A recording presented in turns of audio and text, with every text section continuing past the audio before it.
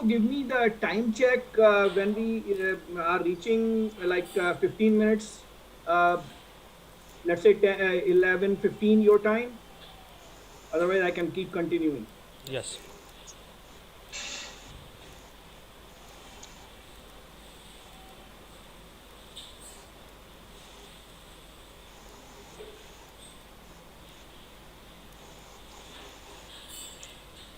So should we start, Abhishek?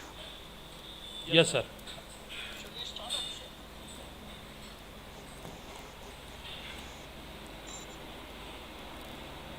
Good morning to all of you. Uh, I welcome all the participants. I also welcome our international participants from US, UK, Indonesia, Philippines, Singapore, Malaysia, etc. On behalf of whole MIT group of institute, I welcome our today's eminent speaker, Mr. P.K. Gupta, sir. So, uh, welcome to all in the international webinar on technology trends, data protection and privacy regulation. First of all, I will introduce our eminent speaker, Mr. P.K. Gupta, sir. He has more than 35 years of experience in the IT industry. Currently, Mr. P.K. Gupta, sir, is Vice President and Global CTO for Global Alliance for DellEMC, based out of Silicon Valley, USA. Mr. PK has been with DellEMC since May 1997. He is also an international advisory board in a few Indian, Singapore and Malaysian university. He has written technical and management articles in various international magazines, and he is an international speaker on storage management, cloud, big data, disaster recovery, IoT, data protection, and privacy regulations and cyber security. He is also founder chairman of for Storage Networking Industrial Association India and South Africa region. Sir, on behalf of whole MIT family, I will welcome Mr. P.K. Gupta. Sir, thank you so much, and you're most welcome in our webinar as an eminent speaker. Now, I would like Thanks a lot. to invite our honorable director, sir, Dr. Vivek Bansod, sir, for sharing his thoughts and guide us. Sir, please. Thank you, thank you, Abhishek. On behalf of Chairman Shri Praveen Vashishji of MIT Group of Institutions, on behalf of Vice Chairman Aditya Vashishji, all the directors of the various institutes of this group, head of the departments, faculty members, I invite all the participants, professionals, teaching faculties, students throughout the globe, and of course, today's eminent speaker, Mr. P.K. Gupta, sir, in this international webinar on technology trends, data protection, and privacy regulations.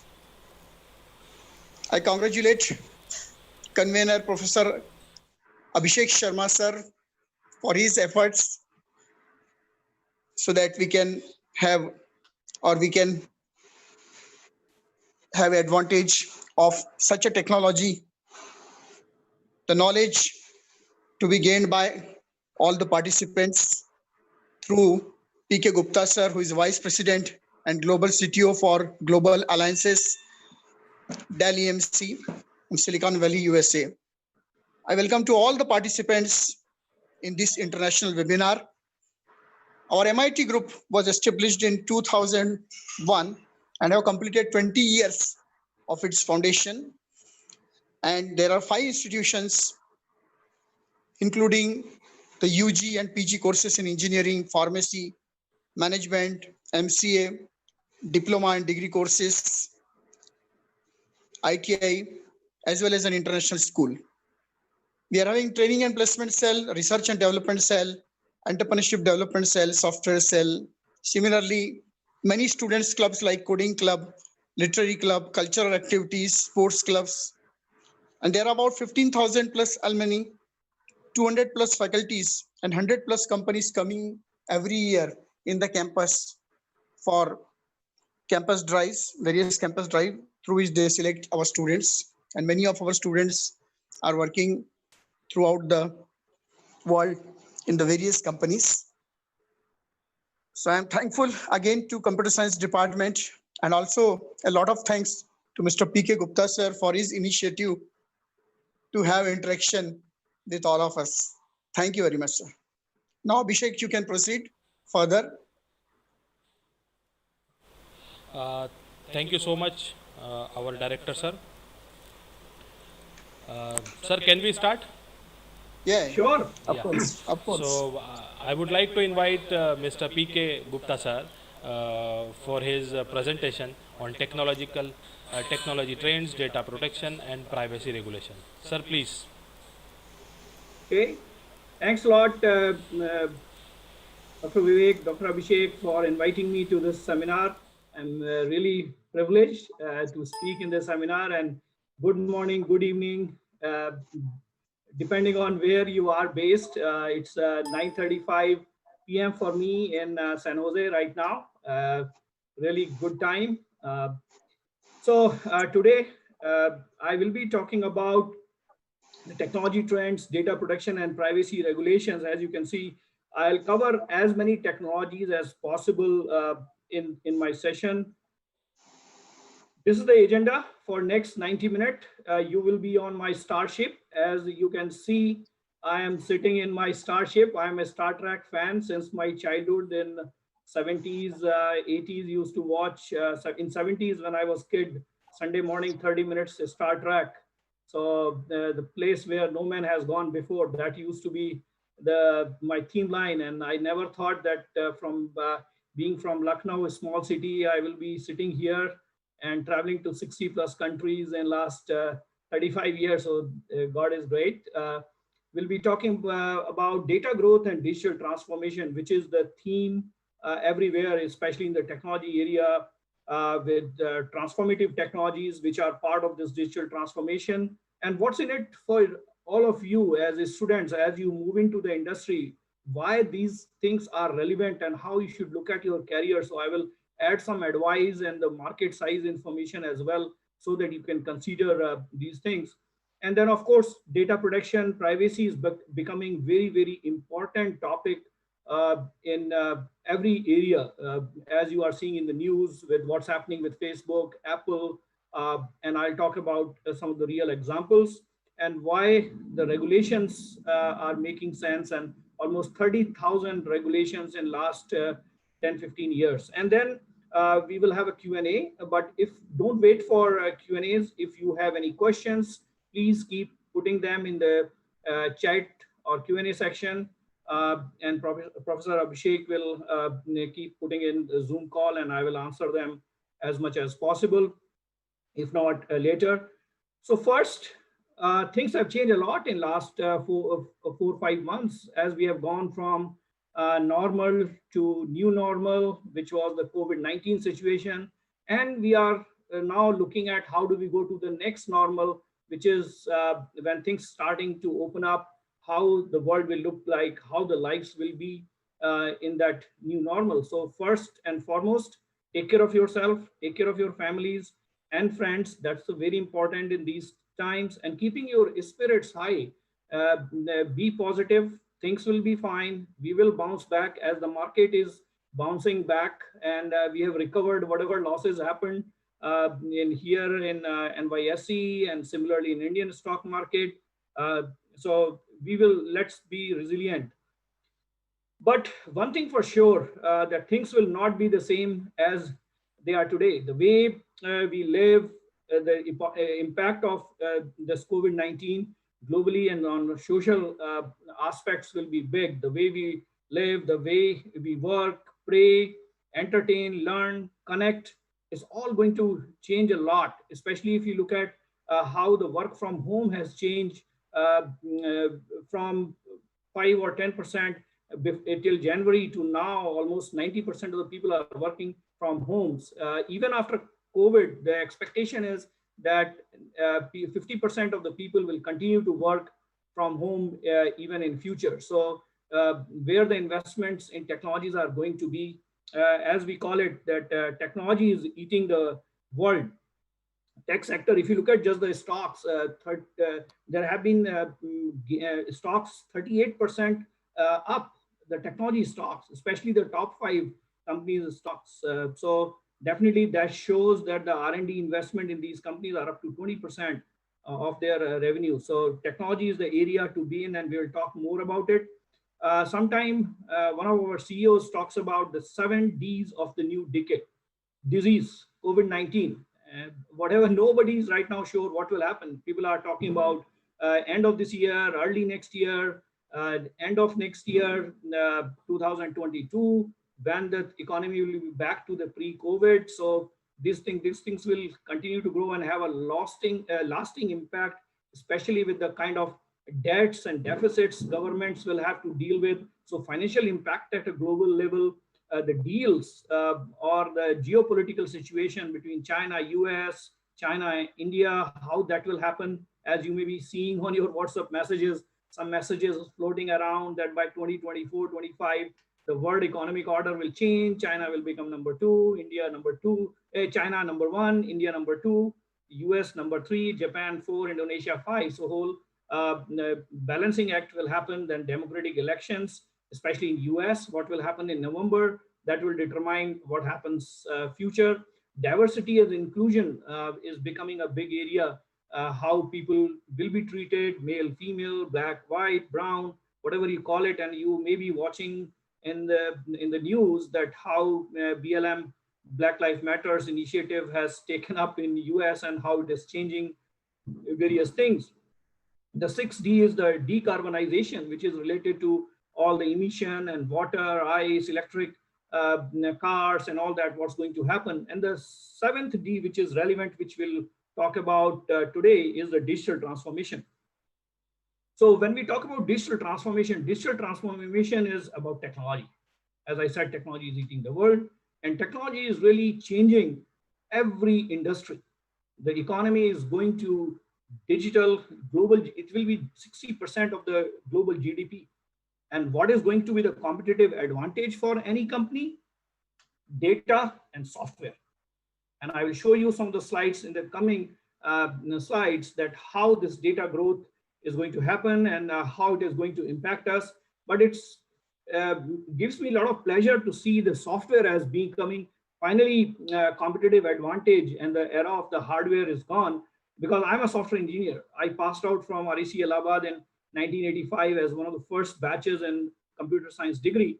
And it used to be primarily hardware. And now it's all about software. Everything software defined, everything XaaS, everything as a service, A to Z, anything. If you Google it, you will find that everything is going as a service, right? Whether it's, if you look at backup as a service, network as a service, communications as a service, PC as a service, desktop as a service, human as a service, vehicle as a service. You name service and it's there in that pay-as-you-go model. And so software and data are the key in the new economy. The success in future means delivering these digital services powered by data and running in multi-cloud. We all talk about public cloud, private cloud, hybrid cloud, community cloud. At the end of the day, 93% of the companies are using more than 2 clouds today. And I talk to so many customers around the world. Typically, customers are having 4 to 5 clouds in their environment, using in a different way. So it's going to be a multi-cloud world. And this industrial revolution is really happening everywhere. Industries are transforming, whether it's autonomous car. Tesla has completely changed the world of autonomous driving. They are already level 3, now at level 3 autonomous driving with their autopilot, and Boeing and with the connected vehicles coming. And I'll give you some very interesting numbers in the coming slides. Any industry you pick up, they are transforming their products, their services are transforming, going to more and more as a service model. And incumbent are not immune to it. Ford is transforming a lot. GE, Comcast, Humana. If you look at Nike, sometime back they bought 3 AI companies. Look at Bank of America, how much investment they are making in AI. So all these companies are transforming. It's not just about the startups. And the good and bad part, there are a lot of startups. If you just look at India, I was reading an article in Economic Times. there are some 250 startups in India just on blockchain. And if you talk about AI and analytics, there are hundreds of companies starting, but the issue will be with the COVID situation, how many of them will continue to get funding and how many of them will die down. So if you are thinking of a startup, be careful in your work. So this slide just shows you that what's behind this transformation. There are so many technologies, so many areas being worked on, which are all generating data. So it's going to be by 2020, we talk about 44 zettabyte data, and by 2025, it will be 163 zettabyte. We are every day creating 2.5 to 3 exabyte data every day. That's the growth these technologies are bringing, and we will drill down into some of those technologies. That's why I call IT is no more information technology. That's what we are used to. That's what we study, that IT is information technology. Actually, it is now industry in transition. And in 2011, 2012, IDC popularized a word called COMS, COMBS, cloud, open source, mobile, big data, social networks. Last year, the new word started coming up called dance. And I'm sure all of you love dancing, and in your Friday parties or whenever you are celebrating. I love dancing. Being an Indian, if you don't dance, then you are missing a lot, especially in weddings or functions, right? I miss that, being outside India for the last 15 years. But what is dance? Dance is data, algorithms, networks, cloud, and extreme compute. That's where the quantum computing and those things will come into shape. And technology disruption, which is happening, it's happening at every layer. If you look at users, we used to talk about people, but in tomorrow, in future, we are adding machines to it. AI, bots, chatbots, all those things are coming. User experience, websites, it's no more about that. It's about the experience. It's about the immersiveness. And I'm not sure if you guys have watched on, if you have Amazon Prime, watch a very interesting series which is there called Upload, which is a very good example of how the AR VR technology is used. But I will use some of the examples in my presentation as we move forward. Application, it's not about Java.NET. Just don't get stuck with Java. I need to learn Java.NET. Yes, learn that, but there is much more new things with microservices and new languages coming every other day, and APIs becoming more and more API driven world. Databases, not just the relational databases, now more and more in-memory databases or memory-centric architectures are coming up. Orchestration, no single cloud, as I said, multi-cloud, mega clouds, cross-cloud, right? And then comes the virtualization with the VMware, Microsoft, Linux, unikernel, functions, containers, Kubernetes. That's the future. You should all be learning and becoming masters in that area. And this is a very good time because a lot of companies are giving their courses for free. Just go online and learn as much as possible. And then, of course, on the network side, storage, compute, it's not just about x86 architecture. It's a lot of GPUs, FPGAs, virtual processing unit, TPUs, IPUs. So many accelerators are coming. So, and on the media side, so much disruption is happening with all these new things coming up.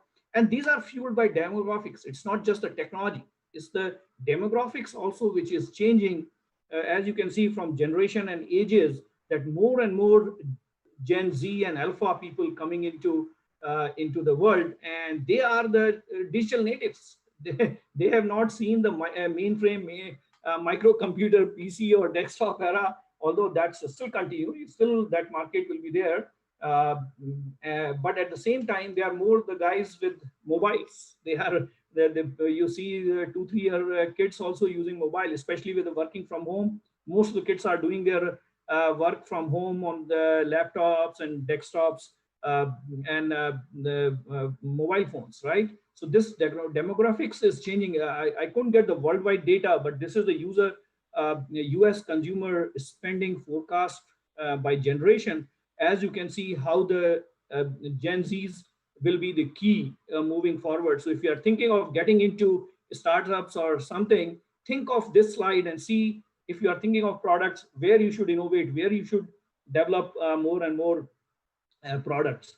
So by 2030, human machine partnerships will be much more deeper. You will see like whatever we have seen in the sci-fi pictures, more and more human machine robotics, more richer, more immersive with AR, VR, MR technologies. And I'm very happy to see what's happening in India in AR, VR. I was talking to one of the company in Delhi and was amazed the kind of AR, VR work they are doing, and some of the use cases they are working with various organizations in India, especially with the higher ed also, with classes being remote. How do we give you a classroom kind of environment where you feel you are sitting in the classroom and professor is giving the lecture with all the uh, laser pointers and everything, and that's available today.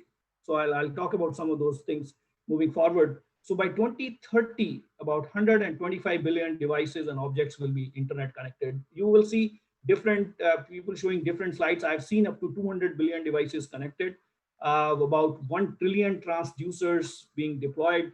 50% of the cars will be driverless, and decoding a human genome, which costs a lot, will cost $1 and it will take 94 seconds in 10 years time. And AI will be capable of cognitive intelligence. I'm not sure if you saw a week or 2 weeks back, Elon Musk showed his new company, Neuralink, and where he showed the N1. It's the 6-minute YouTube video is there if you want to go and see that N1 sensor chips, which he is implanting, and you can have as much as up to 10 implanted chip. So this was actually Intel said about 10 years back that by 2025 we will have the chips implanted, but Elon Musk has already done it. So we are moving ahead on the schedule, right? But yeah, it's the human trials have already started, FDA has approved. So it's interesting where these things are going. Another shift you will see in next 10 years as we get into this data era or data decade, dramatically changing the job and workforce skill. And that's where, as students who are getting into the job market soon, you need to see how things are going to change. As some people say, jobs available in 2020 not yet invented, or some say skills important today that will change in next 5 years. Contextualized intelligence, in the moment learning, right? You have a chip, you just think about it and it's there. Automation literacy, entrepreneur mindset, personal brand. How do you create your own brand? That's very, very important. So self-driving cars, autonomous transportation. Already you may have seen the last year they did that autonomous truck carried the beer full of truck without any issues, thousands of miles. So rethink living, how our just simple one example that how people talk about smart cities, digital cities. In India, a couple of cities are already, they call them digital cities, and so much innovation has happened in these areas. So it's really amazing to see how this is going to take shape. So we are really at the dawn of the digital era where we are going with all these changes happening. So if we compare our universe with the digital universe, if we replace the sun with the data, because data is like unlimited source right now available, we are creating so much data. And if we look at the 8 planets, you can easily replace those 8 planets with our own digital 8 planets. Search, Google is made of search. That's what they make money of, right? Monetization, Facebook, they don't create any data, they monetize all the data we are creating. Actually, there is another interesting serial if you watch on YouTube, the Age of AI. It's a, I think, 8 or 9 part series developed by Robert, the Iron Man guy, and by I am Will. Those two guys have done a fantastic job, an amazing series. I will recommend all of you to watch that. The Age of AI on YouTube.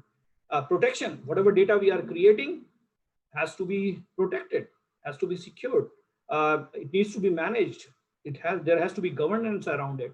All the data needs to be secure, and we'll cover that security part in the what are the threats, how do we secure the data. Sustainability is very important. We need to worry about our planet, what's happening, the things are deteriorating, the glaciers are going down. So and of course the privacy is very important, because you are data, you are as a consumer, you are producing the data which the whole world is want to use and monetize it. So how do you take care of that? And we'll talk about some of those things. So if we try to explore some of these technological forces which are behind these 8 digital planets, IoT, Internet of Things. As I said, almost we are talking about 200 billion devices connected in next 10 years. Artificial intelligence, machine learning, deep learning. This is coming to age after 70 years. I did my first ADA programming in 1982 in my second year, but it never picked up in last 35, 40 years. And now is the time, and why it is, we'll talk about it. Robotic forces, which are taking place with all the surgeries and all, especially in the COVID environment. So many restaurants and in healthcare, robotics are being used in Japan. People are buying $1,800 per piece paper and for their old age people care, and they are all connected via cloud, and they learn from each other and keep improving. It's amazing the way robotics is taking shape in the manufacturing and various areas. Accelerators, forces, which I talked about, GPUs, FPGAs, and other. AR VR is really, really picking up, and I'll show you some slides to show the number and some of the use cases. I'm involved in some of the very interesting cases. Blockchain definitely happening right now. Quantum computing is definitely coming, and you will see more and more of quantum computing its next couple of years.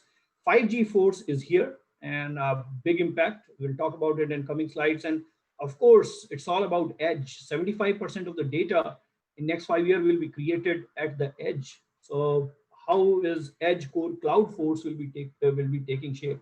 Good example for edge cloud core example is the driverless cars, right? So data will be created on the cars, which could be as high as 70, 80 terabyte, anything from 40 terabyte to 80 terabyte per day. One car is creating the data depending on how was the weather environment, which route it took.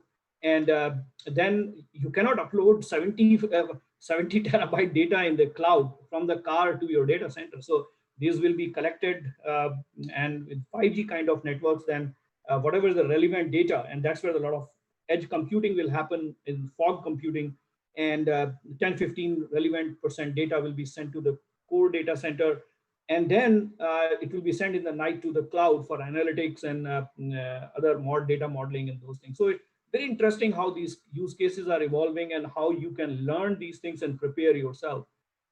So why these things are happening now, especially me being now almost 40 years. I started in 81, July 1981 when I started my computer degree. So it's been almost 40 years.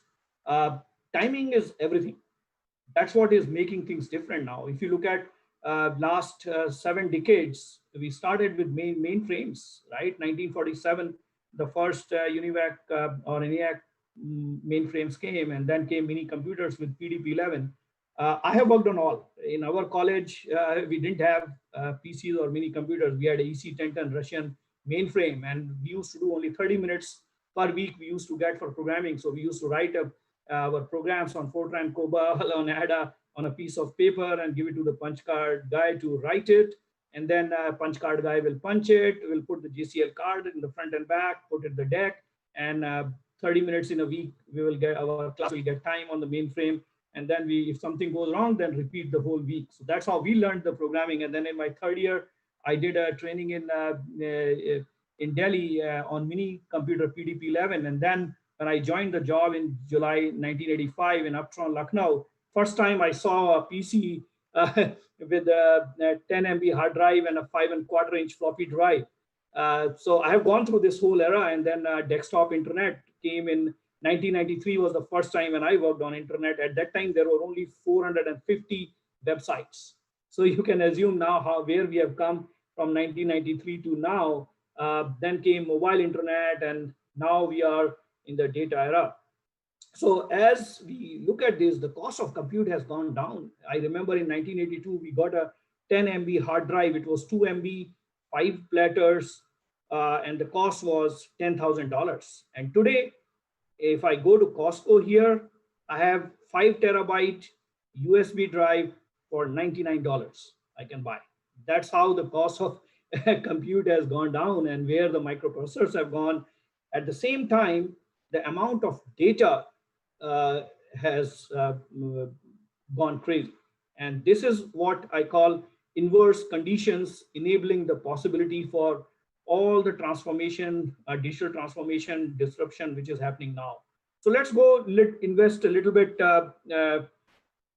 time on each of these technologies. Any question? Let me take a breath since we have been talking for some time. Any questions, Professor Abhishek, you see right now? All good? Not right now, sir. Okay. Are we going fine with the pace?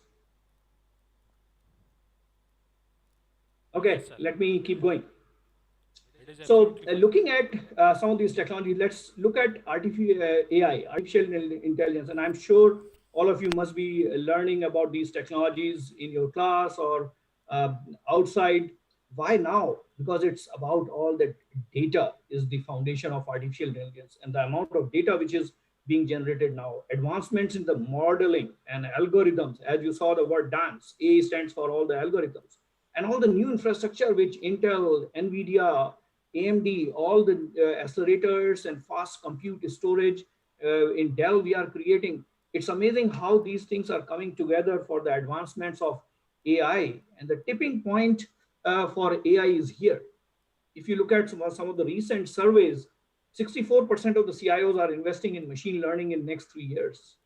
And if you look at the AI investments from last year, spending was 35.8 billion, and there is a 38% CAGR growth, and it's going to be in next 2.5 years, it will be almost $80 billion, and 53% of global data decision makers are saying that they will implement some form of AI, and 90% of companies think AI represents a business opportunity for their company. So I would sincerely suggest that all of you definitely, whatever job areas you are looking for, definitely spend some time in learning about artificial intelligence, machine learning, deep learning. As you can see, one is a subset of each. So artificial intelligence is a broader area.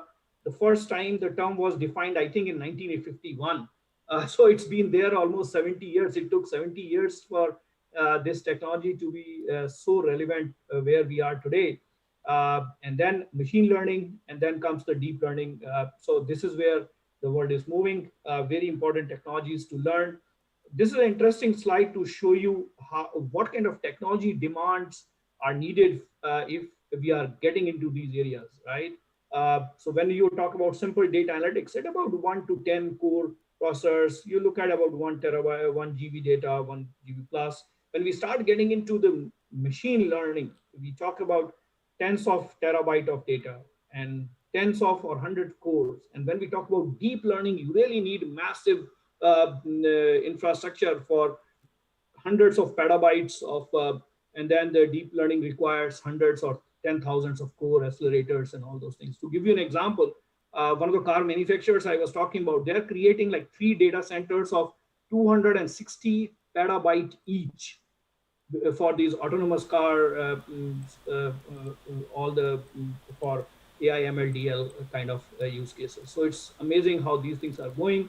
Some of the use cases for AI, as you can see, any area, and internet is full of all these use cases. I don't want to spend time on this, but just to show you that it's not just one specific sector where the AI use cases exist. Whether it's a healthcare, life sciences is pretty big, especially with the COVID situation. That sector is probably the investing fastest, especially in US with the CARE Act. In the last funding, $221 billion was given to the healthcare sector, $32 billion were given to the higher ed education sector. So a lot of innovation happening with AI, ML, AR, VR, all those things, because people are working from home. So especially if the new hire, when person joins, how do we train him? The nurse, they don't have time. The hospitals are full with so many cases. How do we train them fast? And that's where AR, VR kind of technology is helping. I was talking to one of the hospitals. They said using the AR, VR based learning, they have been able to reduce from 6 months. Typical nurse takes 6 months to onboard once they join a hospital. Now they have been able to reduce it to 3 weeks with AR, VR. That's the impact of this immersive training. Financial sector, you can see now almost 99% of the trading is done by machine. It's all M to M, machine to machine communication. Public sector, retail, energy, transportation, manufacturing. Every sector is using AI use cases. So, what are the most significant barriers, and why I'm talking all good about AI, why I'm talking about the barriers? Because that's your opportunity. Not enough skilled resources today. 40% of the people in the recent survey said that we need more skilled resources. And that's where you can play a role. You can learn these new things and be more active in the market. And not just programming and all, the data science is the biggest one. If you look at in the US market, the highest paying jobs are in the data science area, because you need people to infer the data. Data is raw, right? There is ton of data, petabytes and zettabytes or exabytes of data. Now, how do I analyze? How do I model it? How do I get the information out of it, which is relevant to solve the business problem? At the end of the day, it's all about outcome. So data science is a very interesting area right now, very, very hot. And related to AI is we are talking about intelligent automation. How do we bring artificial intelligence and automation together? So the word you will hear more and more moving forward is the intelligent automation systems, sensing, synthesizing vast amount of this information. How do we get value out of this data? That's what is it all about in future. How do we monetize the data? Another very interesting area I've been involved recently is digital twin. A digital twin is a basically digital representation of physical assets. For example, in this picture, there's a digital twin of a tractor, digital twin of people. The Avatar movie you may have seen, right? That's now a reality. So a lot of manufacturing companies are using digital twin in construction, in healthcare, in many other industries, gaming. So digital twin is happening in many areas, and this is another interesting area for you to work on, look at it. And Gartner calls it very strategic in their top 10 technology trends moving forward. It will be a big area, almost 26 billion plus market in next 5 years, growing at a 37%. And in next 3 year itself, it is a $15 billion market. So it's a very interesting area to invest your time. And the gravity of data is changing, where the data today is in the middle or in the data centers. But moving forward, right now it's only 10% on the edge and 90% in the traditional centralized data centers or in the cloud. But in next 5 years, the gravity of the data is changing. You can see that 75% of the data on the edge. So you need more and more solutions for the edge. And what is edge? So you need to understand the definition of edge. The edge exists wherever the digital world and the physical world intersect, and the data is securely generated, collected, and processed to create the value. For example, the Fitbit devices you might be wearing in your hand, or your iPhone, or whatever, right? All the sensors which are being put in the field for seismic zones, or anywhere.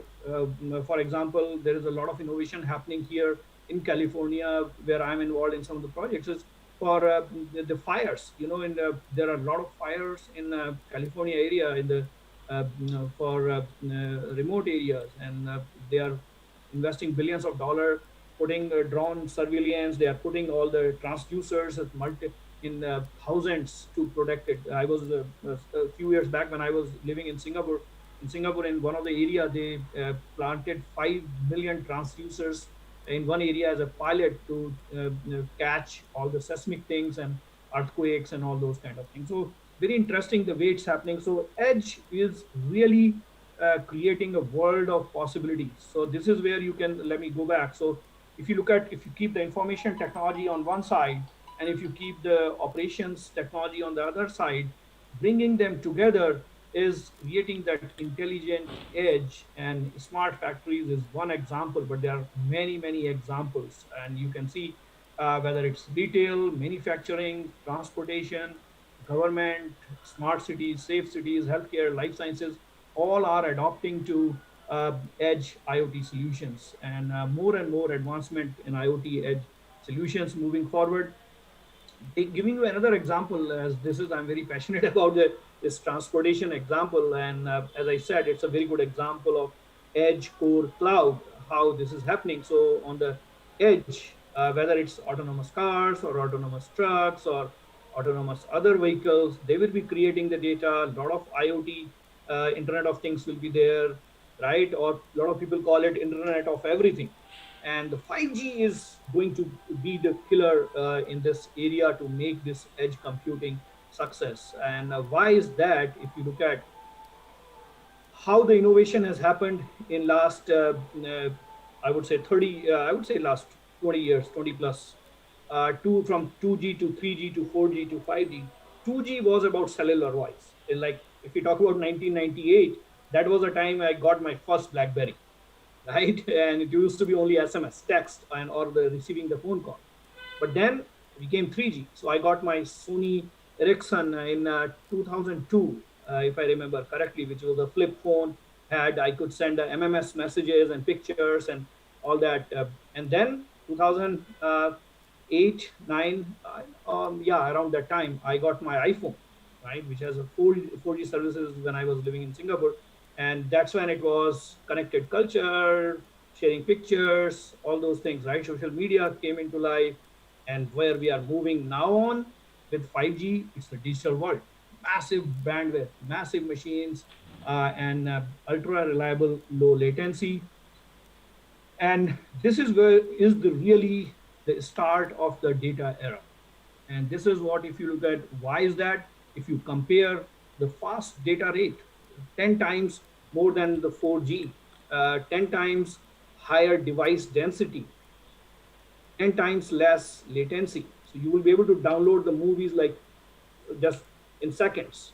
And of course, the linear numbers, right? So this is where 5G will really unlock the full potential of data era in every industry we are talking about. And if we just look at it as an example for autonomous industry in next 10 years, it's about products. You will see a lot of innovation in products, the way things will be consumed as a vehicle as a service or mobile services, or digital machine learning, product consumption, creation. These will be the areas where automotive industry is really, really transforming. Although it's been a little bad last few months for them, as not many people are traveling, so vehicles are not being sold. But the investment in autonomous driving is not stopping. In fact, it's growing more and more to fast track. As you may have seen, in April, Satya Nadella of Microsoft said that the amount of innovation which has happened in last 2 3 months is equivalent of 2 years what would have happened. So basically we have pushed forward the 2 year innovation into short time, and more the technical technology innovation will happen. And these are some of the terms just to show you, maybe not that relevant for now, but to show you this world evolving in autonomous industry. One of the reasons why I'm showing all these things to you is that when you look for a job in your final year, you shouldn't be just looking that, okay, I want to be a programmer, or I want to just do Java programming or whatever the latest stuff is. There are, every industry right now is a technology company. You talk about BMW, each BMW has 100 plus million lines of code. If you talk about Siemens, they have hired 26,000 software engineers. JPMC, 10,000 software engineers. So all these companies are transforming, and software engineers are in huge demand. And that's where you all should be looking at. And it's not just the software part, but technology. If you are an electrical engineer, mechanical engineer, electronics engineer, these days everybody's learning programming aspects and all, but there is a value for all of you in engineering to add and look at which area I look at it, right? If you look at this one, 700 million connected cars in next 10 years, 90 million autonomous vehicles, 60,000 million mobile subscribers, 250 million electric vehicles. So there is money to be made for everyone. Things will change. What was before and what's now, it's about $180 billion opportunity just with the connected cars in coming time. To give you example, what I was talking about today, these autonomous cars which are in the pilot, in the test, I see when I, last 4 months have been bad, I have not gone much out. But when I was going to San Ramon in Santa Clara, every day I was seeing Google cars or Waymo cars, driverless cars being piloted. They are creating about 40 terabyte on an average per day. But what will happen when there will be 10, 20, 30, 40 cars on the street and they will be communicating among themselves in the fog computing? They will be creating almost like 250 petabyte data per day, right? So if you look at one automaker maker expects 40 million cars by 2030, and so this is will create in next 5 year alone, next 10 year about 7 zettabyte data, right? 1 million admins to keep this kind of lights on. So there is money to be made. There are jobs. So as I said in the beginning, the job profiles will be changing in next 5 to 10 years. So you need to see for the future, where do you want to invest your energy, where do you want to learn, and this opportunity is huge. It's a $1 trillion mobile services in next 10 years, 1.5 trillion vehicle services, and $200 billion driving services. So huge, interesting area. Moving on to the new area, augmented reality, virtual reality, mixed reality. This is really going to be tomorrow. And I see in India huge potential for it globally, but in India, especially because I've been recently involved in a couple of projects there. I can't name the companies and projects, but it's very fascinating, very interesting.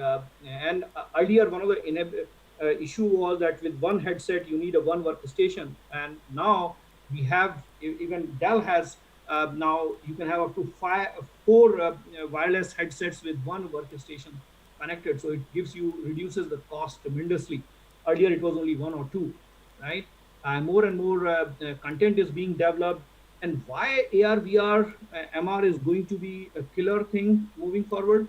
Because the way we learn things, right? We only remember 20% what we hear. We only remember 30% things which we see, but we remember 90% through experiences, experiential knowledge. And that's what the AR, VR is giving. And that's why this technology is really going to be killer moving forward. And as the cost is reducing, and there's a huge opportunity, as you can see from the numbers perspective, the growth rate is almost 100% per year, right? So definitely one of the area to look at, and companies are investing into it. You can see the example of manufacturing, how they are using in construction, future factories, even autonomous driving.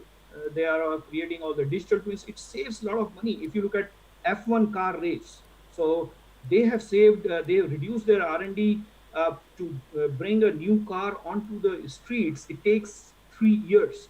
With using these kind of AR, VR technology, digital twin technologies, they've been able to reduce it to 8 to 9 months, and the R&D cost reduced to half.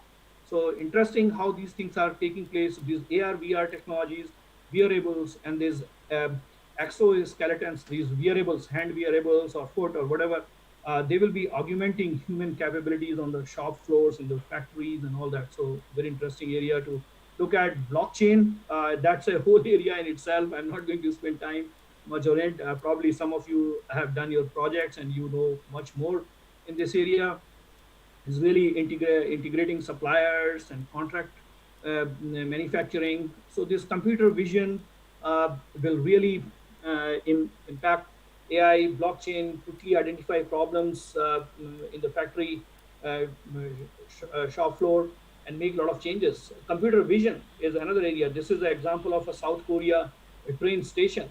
There you just pick up what you need and it identifies you. So all the face recognition, all the data driven, optimized supply chain, frictionless. If something goes wrong, automatically is refilled, drink comes back. Frictionless e-commerce. The way things are changing, especially with this post-COVID situation, some of the areas which will change, definitely e-commerce. It's going to more and more people will start ordering things, and e-services, and of course there are social relocation is another area. I can keep on talking so many things which will change in a post-COVID situation, as more and people are realizing that, hey, if I need to work from home, uh, I need not to live in a small corner in San Francisco or in New York. I should move to a bigger home outside. Similarly, like if you talk about India, if I'm whether I should stay in Delhi or I should stay in Greater Noida and Noida, where in a bigger house in the same price, I will do that. So a lot of relocation will happen in future. The property rates and all. If you are any one of you thinking about future, you can think of those situations. So it's interesting how in last 3 4 months the whole world things have changed. As a part of this computer vision, one of the area I have been involved is the thermal vision, which will be when people will be returning to offices, to factories. They will be going into the retail stores, to malls. They will have to go through these thermal camera. They are very much AI enabled, very interesting cameras. They can do the thermal variance. They can check for the masks, social distancing, all those things. And that's where some people talk about the privacy issue. So that's why we say, hey, it's not privacy and the solution. It doesn't store any of your personal information, which we'll talk about in the coming slides. So this completes the technology part, and we will now move into next. Let me see how much time I have. Oh, I have still a good amount. The next 15-20 minutes I will spend on the security, data protection, privacy, and then we will get into the Q&A. Whatever questions you have, please keep typing. So anything before I move on to the security from anyone? Mr. Vishwas? No, sir. Please Sir, carry on. No, sir. Please. all good? Yes, Yes, sir. yes, sir. Fine, fine, Oh, sir. okay. Good. So let's talk about. So we have been talking all good things about technology, but every side has a other side also. Coin has two, right? Head and tails.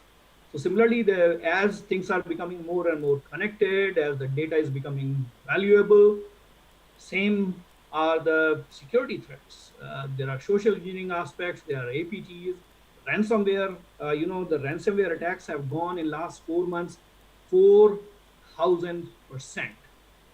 So that's how people are getting those ransomware attacks and malware attacks, and yeah, so uh, all these unpatched systems, security misconfiguration, DOS attacks, uh, crypto jackings, all these things, right, are happening.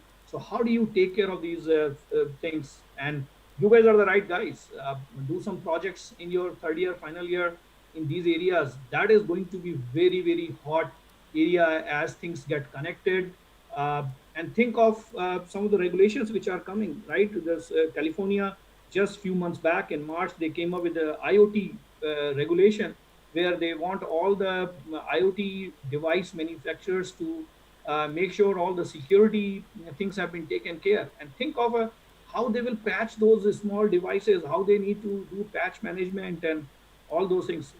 Very interesting areas to solve. And as professors, as students, and when you get into the job, think about that. If you got a job in security, data storage, artificial intelligence, all these kind of, you are done for your at least next couple of decades, because those are the areas more and more intelligence will come in. So if you look at the landscape from the security perspective, some of the keywords we talk about are information security or data security, cyber security, and we all talk about in your class. You must have heard about the CIA, confidentiality, integrity, and availability of data, right? And when we talk about cyber security, we typically talk about NIST framework, which is identify, protect, detect, respond, and recover the data, right? How do we keep the lights on?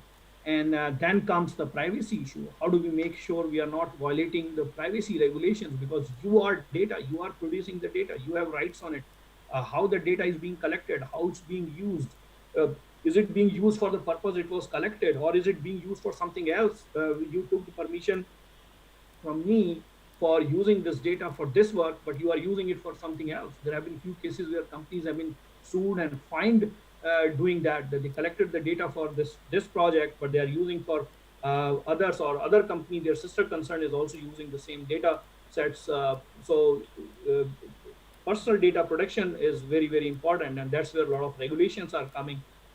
Ethics, big debate, big, especially if you may have seen the Mark Zuckerberg and Elon Musk fight on the AI ethics and what should be collected, not collected, how AI should be used, and all those things. So these are some of the areas evolving from the threat landscape. Just few weeks back, Verizon published their 2020 data breach investigation report, and from that, if you look at some of the hero numbers I could see was like 70% of breaches were caused by outsiders, and 30% are the internal issues, and 86% of the breaches were financially motivated.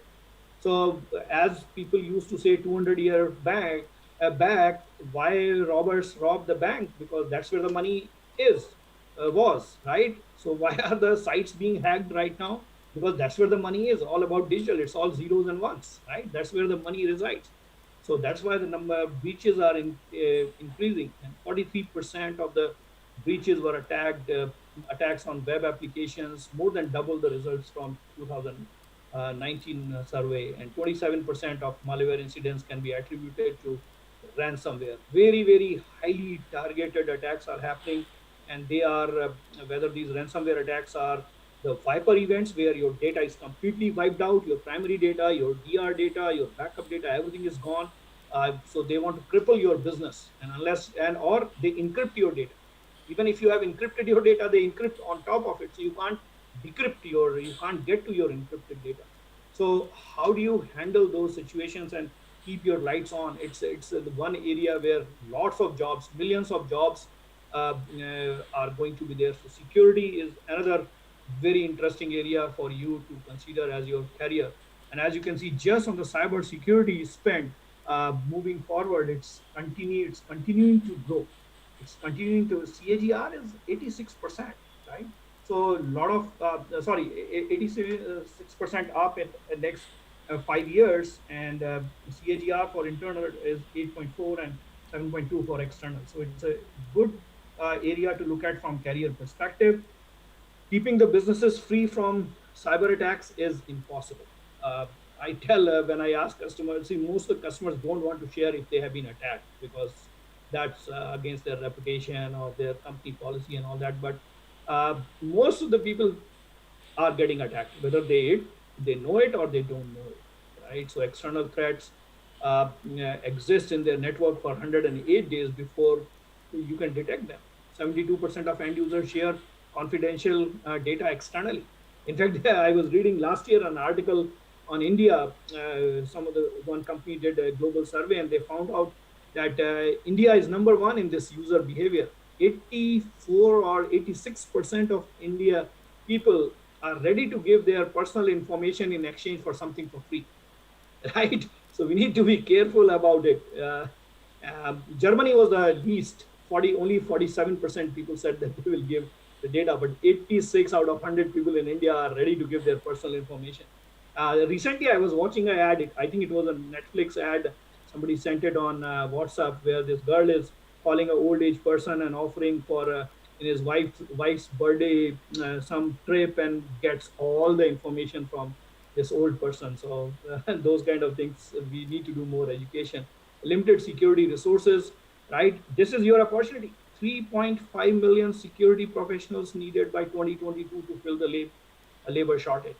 So this is why I kept this slide to show you. It could be more. The way COVID situation has changed, the remote working and all those things, more security needed. People are using their own devices or their family computers and getting hacked like crazy. That's what I said, 4,000% increase. So this is just to show you that transfer employee experience. Remote working has increased crazily. Ransomware attacks have increased. Just that is just 2 months data, 1 month data, but right now we are seeing a huge. As I read somewhere, it's up to 4,000% increase. So to close on the security topic, cyber resiliency is the biggest concern for every organization, and companies are struggling with it. They need to do a better job, and you guys can play a big role as professors, as students, and when you are ready to join the organizations. So now talking about more getting into the privacy data protection area from the differentiation perspective, very important to understand what is privacy and what is security. So if you look at, in some parts of the world, privacy has been regarded as an element of liberty, right? In India also, we have a freedom of speech, or freedom RTI, right to information, right? Where you can ask for this information, and any government department has to give the information. And privacy is the basic right in the real sense, right? That's our right. But privacy is realized through legal means, not through technology. And data protection deals with the technical framework of that privacy. And that's where the companies who are dealing with privacy well, or they have good policies, their stocks, like Apple is a very good example, uh, and their stock is doing very well, right? So and what is security? It's basically measures taken to guard against loss of unauthorized access, restriction, use, modification, disclosure of data. And that's about CIA, confidentiality, integrity, and availability, or the NIST framework of identify, protect, detect, recover, respond. So key statement you can learn from here is that privacy is dependent on security. However, security is not dependent upon privacy. Very important to understand the difference between the two. And as I'm the co-chair for Storage Networking Industry Association Data Protection and Privacy Committee, we discuss these things quite regularly. And when we talk about data privacy, why is the data privacy needed? As you can see in the few 6 months back, PwC survey, 44% of the CEOs respondents ranked data privacy among the top three policies most impactful to their business. Companies can be really grown. Means if you look at, we'll talk about in coming slide about some of the GDPR and regulations, and companies have been fined for billions of dollars for not keeping privacy in check, data privacy in check. And recently, we were reading example from the LinkedIn head of global privacy, and they are bringing this as a part of their culture. I will not read the statement; you can read it. But the key statements are the companies have to think of culture of privacy, and it's really the responsibility of everybody in the company, not just the CEO or anyone. And every company is becoming a data driven company, so every company needs to worry about data privacy. And that's where the new job, which is in very very high demand right now, is the DPO, data privacy officer, or some people call it data protection officer. So there are a lot of new jobs evolving, and these are all good high paying jobs, right? So if you look at from the data protection side, since I was leading the data protection pre-sales for 23 years in DellEMC before moving to the global alliances this February, uh, I have worked a lot in this area in last 23 years. I was part of the R&D, then sales and pre-sales, and this is the area very near and dear to me. But just to describe what this word is, data protection from the storage perspective is the assurance that data is not corrupted, it's accessible for authorized purposes only, and it is in compliance with application requirements. So data backup, we talk about business continuity, we talk about disaster recovery, and this is another big area for you to look at from the job perspective. From the data protection from security perspective is what we are talking here. We are not talking about the storage part here. It's the implementation of appropriate administrative, technical, or physical means to guard against the unauthorized, intentional, or accidental disclosure, modification, destruction of data, ransomware. Remember, 2 3 years back, there was a Patia virus, no Patia virus, Samsung virus, all that really caused a whole havoc, right? And now rat, and every day there are new malwares, new attacks are coming. So the best definition you can see is how a European Union defines data protection, as they define, because they are a group of 28, 29 companies, depending on whether you count Britain is still part of EU or not. I think they are already Brit exit. So 28 countries, their laws are the most strict, and they have really caused a lot of companies pain, as they find many companies billions of dollars, Google, Facebook, and many others. And I'll share some very interesting data from that as well. They define that data protection is about protecting any information relating to an identified or identifiable natural person, including name, date of birth, photograph, video footage, email addresses, IP addresses, phone numbers, and that's all this called PII, personal identifiable information. And different countries define different. Japan has a different way of defining what they count as a PII. But most of the credit card companies define the PII in a standard way when they do all the credit checks and whether you should get the credit card or not.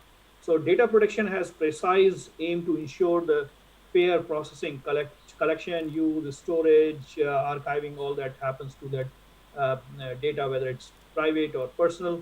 And that's where the data protection laws are coming into the picture. So EU came up with a regulation called GDPR, General Data Protection Regulation, in April 2016, and a lot of companies adopted to it. I'll show you a list.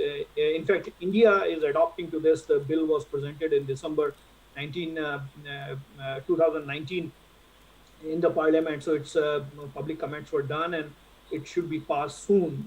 And that is a lot of it is dependent.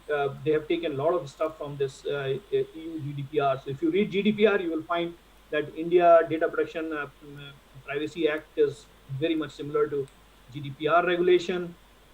So earlier we talked about the difference between privacy and security, and this slide really gives you a differentiation between privacy and data protection, right? It's about the information privacy. So importantly, data protection is different from data security, since the data security extends beyond the security information, securing information to devising and implementing policies to its fair use. And this is just the expansion of the personal data, any information relating to a data subject, which is in our case, it's a person, right? And then what's the data subject, identity, all those things. And this is just a definition for you to see what does the PII means, personally identifiable information, and how, the definition. You can just Google it and you will find all these definitions available, right? This slide just shows that how countries are faring on the data protection and privacy uh, legislation. As I said, about 30,000 regulations in the world, uh, and 66 countries have the legislations around the world. 10% countries with draft legislation. India is in the draft stage right now. Singapore is already passed. I think 2016. 19 countries with no legislation and 5% have no data. So this is a very interesting area to work on as well. It's not just about lawyers. The companies do not understand a lot of these things. So and the regulators, especially regulators, do not understand the technology, and so the technology modeling and all is needed. And that's where again a very good area for all of you to look at as a career. These are the niche areas. You won't find much competition, and you can get the jobs much easier if you consider these areas as your areas to work on. To give you a simple example, implementing the autonomous driving on the streets is not going to be easy. So many regulations every country has to change. I was talking to somebody in one specific country, I'll not talk about. They said they will have to change 2,600 regulations to have autonomous cars driving on the road, right? So you can assume how difficult that will be in next few years. So technologically we are moving fast, but regulatory wise we are still behind. Some of the examples for these privacy regulations. Okay, I think time wise, okay. So GDPR, as I said, it came into impact on effect in May 25, 2018. Most comprehensive standard, and a lot of company adopted to it. Early this year, California Consumer Protection Act also came into existence, and it has a huge areas to look at, like right to be forgotten. One of the GDPR, and same in California Consumer Act, and 14 other states in US are coming up their regulations similar to California Consumer Privacy Act, is right to forgotten. So for example, if you have an account in the bank and you close that account, you can ask that bank to delete and show you proof that they have deleted all their data and they will not be using it for any other purpose. So companies have struggled to implement such regulations. Recently, there was another new regulation came from March this year as an additional component to GDPR, which talks about the secure eraser service, that all the vendors have to give a proof on their storage devices that the data has been deleted. now for some of the NVRAMs and all, very tough to prove that all the data has been deleted, right? And then the another California IoT law, which I was talking about, the privacy regulation regulating Internet of Things connected devices, so which vendors have to comply with, very tough. Still, most of the lawyers are still struggling because a lot of things have been left open for interpretation. Singapore PDPA. In fact, 2000, I was involved in reviewing this regulation when I was there. Part of that, they have also have a regulation, for example, for banking industry. They call it Technology Risk Management Regulation (TRM), which came into existence in I think 2012. India, as I said, Personal Data Protection Bill, December 2019 was put. This is a very good example which shows study impact of these regulations. So since the GDPR completed first 1 year last year, so Cisco did a study on the impact of this regulation from privacy perspective. The interesting part is of this survey and these regulations is that all positive news, right? Shorter delays, sales delays, they reduced from 5.4 weeks to 3.4 weeks, right? Less likely to have experienced a breach in the last year, 89% versus only 74%. Fewer data records were impacted if the data leak happened or data breach happened, less system downtime, and overall costs associated with breaches were down. So overall, seems like by following these privacy regulations and implementing them, is a competitive advantage for many companies, and many companies have started putting these in their quarterly reports as well. So what are the drivers for the data protection? Data growth is happening at a very, very fast pace, 40 to 50% a year. Cyber attacks growth and number of open vulnerabilities are growing day by day. Cost of breach is going, depending on the industry, it can go as high as like $4 million per breach. One of the ransomware attack I was personally involved in Europe had an impact of 15 million euros per day loss per day. 15 million euros. Their supply chain stopped, truck didn't move, their CRM application was down, nothing worked in their organization, from fax machine to coffee machine to doors. A huge impact. And increasing value of the data and advancing the data landscape, regulatory compliance, need for business continuity, especially in the COVID situation, right? It's not much to do with the security compliance, but as people move to more and more remote, how do we provide them secure communication? How do we provide business continuity? So that's where a lot of investment currently are going on. So current, some of the data protection challenges, you can see 92% potential value that data holds, and 36% see data as extremely valuable and currently monetizing it.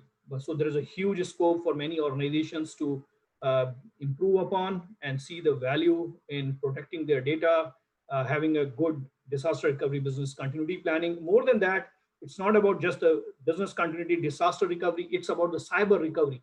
If something goes wrong while you are negotiating the bitcoins with the bad guys, how fast you can bring up your applications back, critical applications, your crown jewels, right? So with that, I'm done with the technology part. To close my last slide, my advice slide, and I am big fan of Mahatma Gandhi. As he said, you must be the change you wish to see in the world.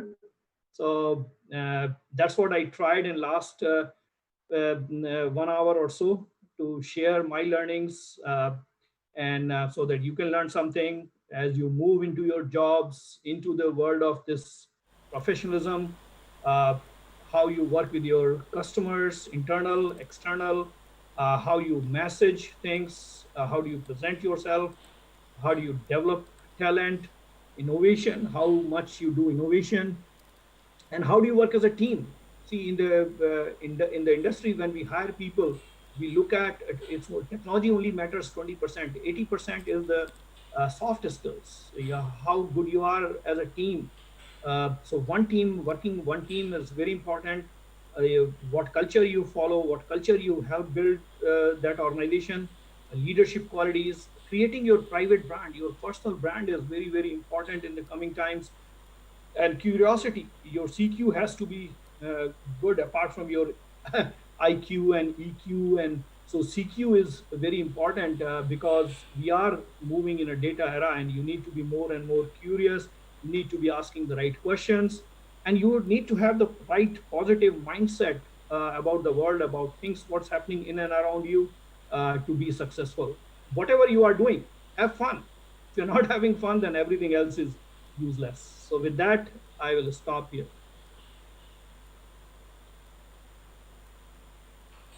Professor Vishwas, Yes, sir. Abhishek, you are anything. here? Yes. Uh, Abhishek, Sir, we have some interesting questions from our participants, right? Can you speak a little louder? Yes, sir. Sir, we have some interesting question from our participants, sir. Okay, can you put them in the chat, or you want people to ask? Since the data is increasing at a greater rate, and to avoid data loss, we replicating the data cost. But with views both in hardware as well as managing such, why isn't any shift in such paradigm to avoid such?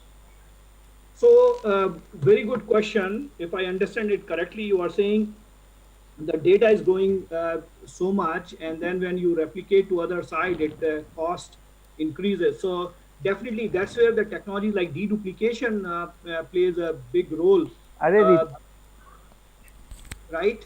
So, for example, if you look at on the primary storage, we provide like 5x or 6x data deduplication, so you replicate less.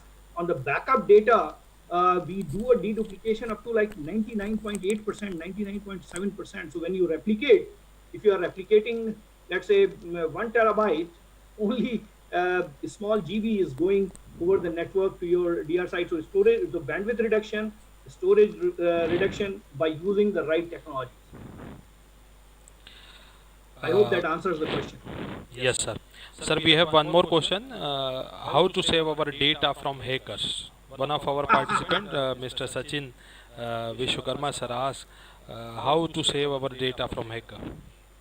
So definitely you can use all the technologies which are available, but see, it's a police and thief kind of situation where if you use some technology, tomorrow they will be coming with something new. So definitely you can use all the solutions available in the market for data protection. From it's not just about periphery security. I would suggest look at some of the solutions VMware has with carbon black. So you need to protect on all the 7 layers of OSI, from physical level to the application layer. There are products available. See, it's a very siloed market today. If you ask me, there are hundreds of security products, and that's where we are working on from VMware side and Dell Technology side to give the solutions to the market. And that's where VMware invested in a company called Carbon Black. They bought about year back, and we are putting the from endpoint to the network to application, we are putting at all level. But today, yes, you have to use multiple products depending on what you have implemented and what you want to do. uh, uh, as a backup, I always say that make sure you have a cyber recovery plan, that if things go bad, which probably will go, then how can I recover fast? For a college perspective, your students' data and all is your critical crown jewel, right? All the results and all what you do. So you should be thinking of how do I protect my that most critical data. So we call it a layered military grade layered protection. So good, better, best. So you always have a backup and a DR. So that's the good part. Then you put all the good patch mechanism, put all the retention lock and encryption and all those things to protect. That's better. The best is using the latest tool. Do the cyber risk assessment in your environment and look at where things are broken. Have a good analytics tool. Had a good cyber recovery tools. So look at the 3-layer architecture to protect your environment. Sir, we have one more question. How effective is our data strategy, and are privacy and security prominently included in our deals process? So it depends. So definitely data protection is part of now basic architecture. If you ask me till few years back, it used to be afterthought. in any architecture, in any data center architecture. But now it's coming at the forefront of the design architecture, from the data protection perspective, from replication. So what is important is you need to consider for your data strategy, you need to look at end to end, right? From how do I store this data, how do I access this data, how do I analyze this data, how do I back it up, how do I make it accessible, how do I secure it, how do I archive it, how when do I retire it. So from birth of the data to the death of the data, you look at all the aspects, and then you can put your governance and your management strategy around it. Uh, Sir, do we have a regular or ongoing data audit process set up by for the future so that we will monitor the things? Yes, so a very good question. So data management is another very interesting field. Unfortunately, we don't have enough time to cover all those things, but data management is one of the six big bets we work on, apart from the AI, edge, 5G, cloud, security. Data management is a sixth very big bet. And data governance, data trust, data cleansing, data quality, all that is part of it. So yes, data auditing and all is a big area to look at it, and there are some of the regulations you can look at, ISO standards also. It should be part of your data governance policy. Sir, have we updated our privacy notices and privacy policies? If we have any regulations for. So I gave you example, like India is Yeah. updating. See, after the IT Act of 2000, which in fact I was also part when I was in India at that time. Before I moved to Singapore in 2005, I was part of the auditing team of the IT Act of 2000. Uh, mm, uh, so that small modifications came, but I think the PDP bill 19 is pending with Parliament for approval, and that will take care of all the most of the privacy regulation. I've not read it completely, but I'm assuming that people like Pawan Duggal and all have been part of the key component of that, and he's a very good friend of mine. So they will be taking care of most of the things for India. But at a global level, yes, it is a very high priority item for any country to create those. That's why I was showing you that slide, one of the slides, which showed you that how many countries have these privacy protection regulations today, how many countries are in the draft stage, and how many countries no. But you saw that almost 76% of the countries have regulations of some form, or as I said, about 30,000 regulations.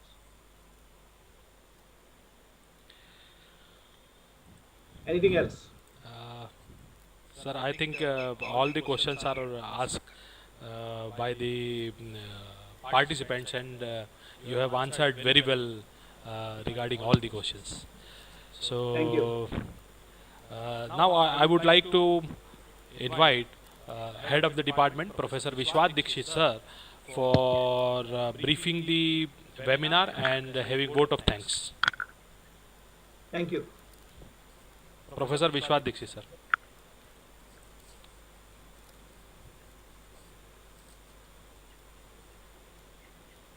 Hello. Yes, sir. Sir, please Yes, go sir. ahead. Vishwas sir, please. We can hear you, sir. Abhishek, Yes, Vishwas sir, am I please. audible? Yes, Yes, yes, yes. yes. Go ahead.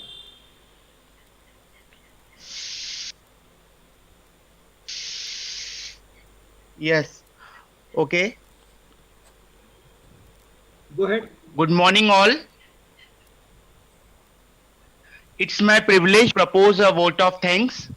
First of all, I would like to propose hearty vote of thanks to our speaker, Shri P.K. Gupta sir, for grace today's webinar. MT Group has long association with P.K. Gupta sir. Sir has visited MT Group in 2014 too and encouraged students and faculties on pick the changing place in IT industry and way forward. So once again, big thanks to P.K. Gupta sir. Thank you so much, sir. I appreciate the hard work of Abhishek Sharma sir for arranging this informative webinar. I'd also like to take the opportunity to place on record our hearty thanks to management of MIT Group, especially VC sir, Shri Aditya Vashisht. I wish to express my gratitude to Dr. Vivek Bansor sir for providing encouragement to all of us. Once again, I want to state that we are almost grateful to all the participants from all over the country. Thank you so much, sir. Thank you, sir. Okay. Sir, special Thanks a lot, thanks to everyone. Mr. P.K. Gupta sir for wonderful session. And on behalf of whole participants, I would like to express my valuable thanks to Mr. P.K. Gupta sir. Sir, thank you so much. Thank you so much. We have Thank wonderful session. you. Thanks. Good afternoon, everyone. Thanks a lot for listening and opportunity. I hope it added some value for you.